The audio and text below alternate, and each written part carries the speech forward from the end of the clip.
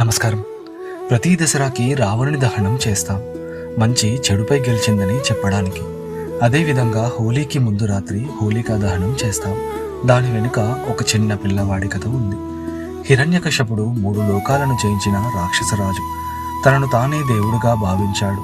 అందరూ తనను మాత్రమే పూజించాలని ఆజ్ఞాపించాడు. కానీ అతని సొంత కొడుకు ప్రహ్లాదుడు విష్ణువుని పూజిస్తున్నాడు. ఒకసారి కోపంతో ఇలా అడిగాడు, నువ్వు గురుకులంలో నేర్చుకున్నది ఏమిటి అని. ప్రహ్లాదుడు భయం లేకుండా తండ్రి కళ్ళలోకి చూస్తూ నవవిధ భక్తి గురించి చెప్పాడు.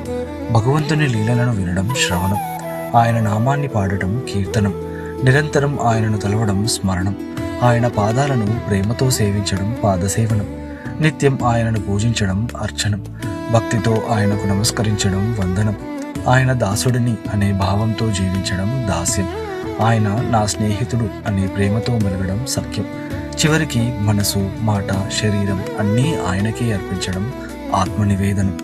ఇలా ఆ విష్ణుమూర్తిని భక్తితో ఆరాధించేవారు ఈ లోకంలో సంపూర్ణులు అని అన్నాడు.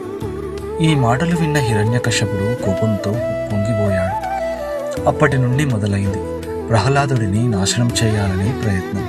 ప్రహ్లాదునికి విషం ఇచ్చాడు, పాములతో నిండిన గదిలో వేశాడు, కొండపై నుంచి తోశాడు, సముద్రంలో పడవేశాడు. కానీ ప్రతిసారి ప్రహ్లాదుడు కాపాడబడ్డాడు. దానికి కారణం ప్రహ్లాదుని విష్ణుమూర్తి నామస్మరణ, ఇంకా అతని అచంచలమైన విష్ణు భక్తి. చివరికి హిరణ్యకశ్యపుడు తన సోదరి హోలికను పిలిచాడు. విష్ణు పురాణం ప్రకారం హోలిక దగ్గర ఒక దివ్యమైన వస్త్రం ఉండేది. దాన్ని ధరించిన వారిని అగ్ని ఏమీ చేయలేదు. హిరణ్యకశ్యపుని కోరిక మేరకు ఆమె ఆ వస్త్రాన్ని కప్పుకొని మంటల్లో చిన్నపిల్లవాడైన ప్రహ్లాదుడిని ఒడిలో కూర్చోబెట్టుకుంది. కానీ ఆ వస్త్రం ప్రహ్లాదుని భక్తి ప్రభావంతో హోలికను వదిలి ప్రహ్లాదుని చుట్టూ చేరింది. అంతే, హోలిక భస్మమైపోయింది.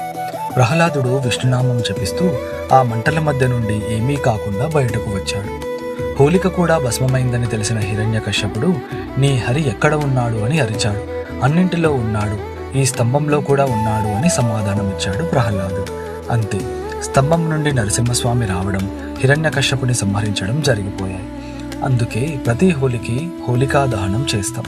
ప్రహ్లాదుడు మనకు చెప్పింది నవవిధ భక్తిని పాటించమని, సర్వస్య శరణాగతి చేయమని. ఎందుకంటే భక్తి తత్పరులకు ఆ దేవుడే స్వయంగా రక్షకుడుగా నిలుస్తాడు. ఓం నమో నారాయణ.